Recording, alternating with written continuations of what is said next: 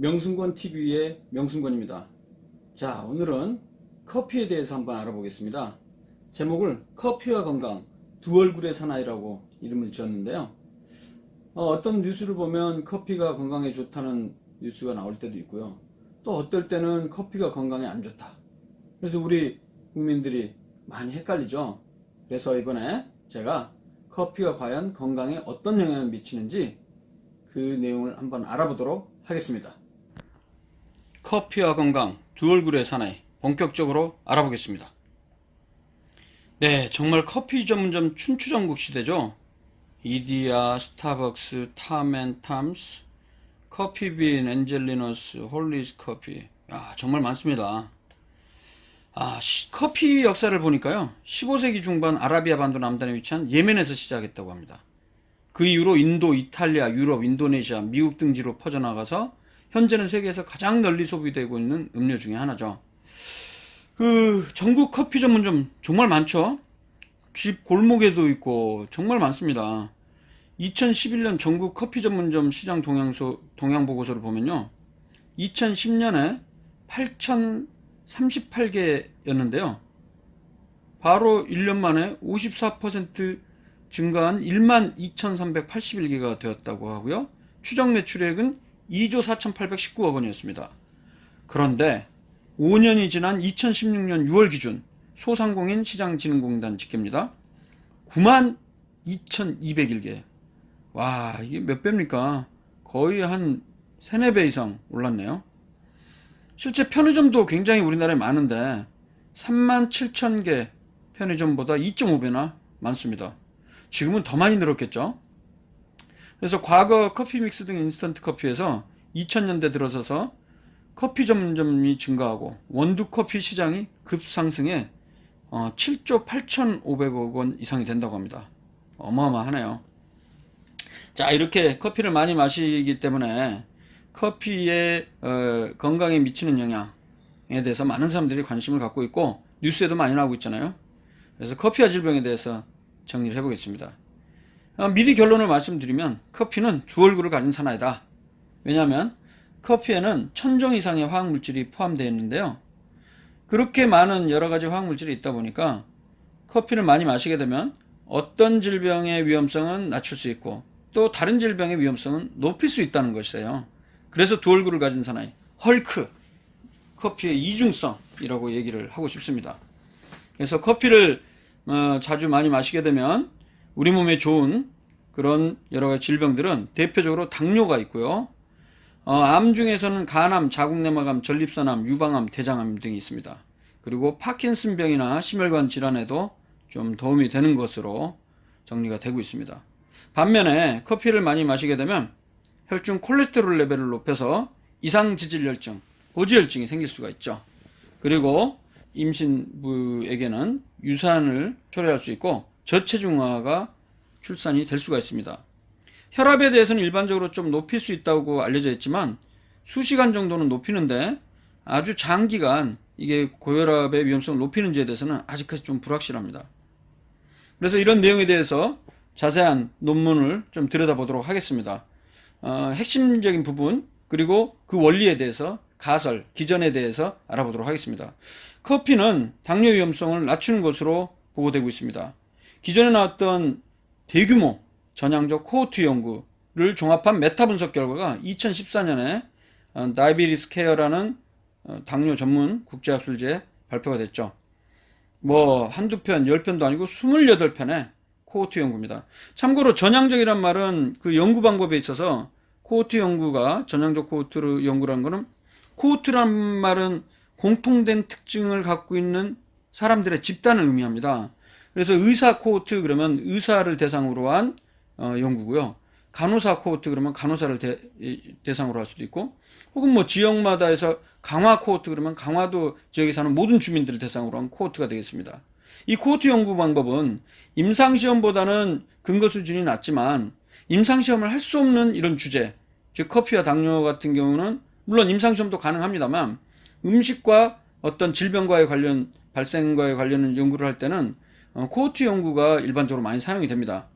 그래서 당뇨라는 병이 없는 사람, 예를 들어서 10,000명이면 10,000명, 10만 명을 대상으로 해서 현재의 커피 섭취 습관을 기록을 한 다음에 나중에 5년이나 10년 후에 커피를 안 마시는 사람과 혹은 적게 마시는 사람과 커피를 많이 마시는 사람과 비교했을 때 당뇨가 얼마나 더 많이 발생했는지 상대 위험도라고 해서 만약에 비율이 1대1이면 상대 위험도가 1이고요.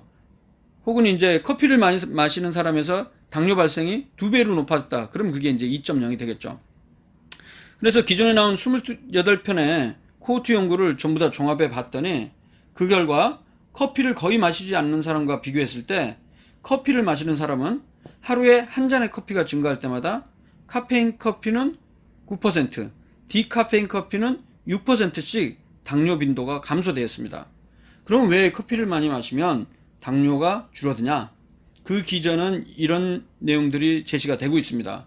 커피에 들어있는 카페인이 당 수치를 떨어뜨릴 수 있는데요. 그것뿐만이 아니라 커피에 들어있는 클로로제닉산이라는 항산화 물질이 장으로부터 당 흡수를 줄이고 그 다음에 우리 몸속에서 당 대사와 인슐린 감수성을 높여서 혈당을 감소시킨다는 것이죠.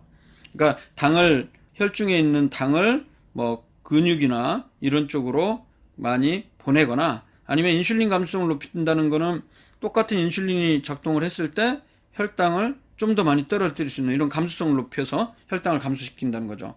이외에 마그네슘이나 리그난 등도 가능한 원인으로 제시되고 있습니다.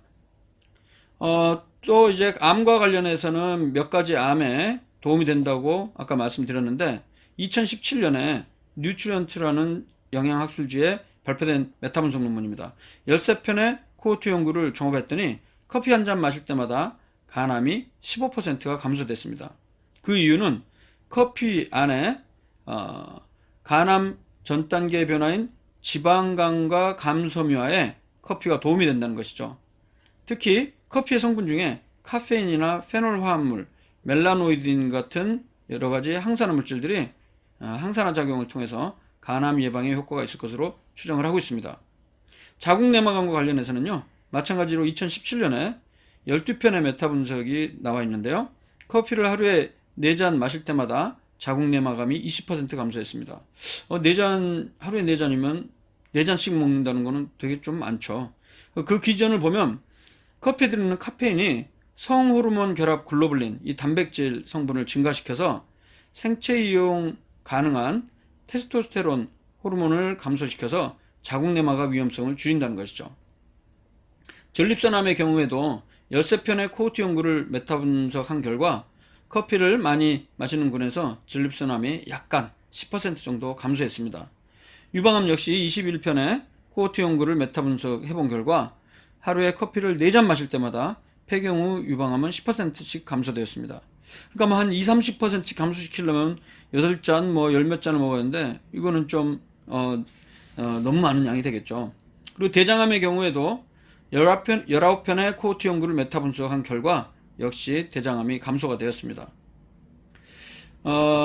이런 와중에 2016년 6월에 세계보건기구 산하 국제암연구소 IARC, 즉 International Agency for Research on Cancer, 이 단체는 이슈가 되고 있는 여러 가지 음식이라든지 물질이든지 그런 것들이 과연 암을 유발하는지에 대해서 기존에 나온 전 세계 연구 결과를 다 종합을 해서 발암성에 대해서 등급을 매기는 이런 기관이 되겠습니다.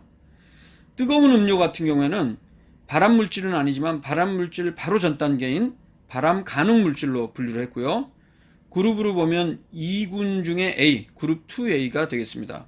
그리고 뜨겁지 않은 마테차의 경우에는 발암 물질로 분류할 수는 없는 것으로 정리를 했습니다. 그리고 제일 중요한 커피.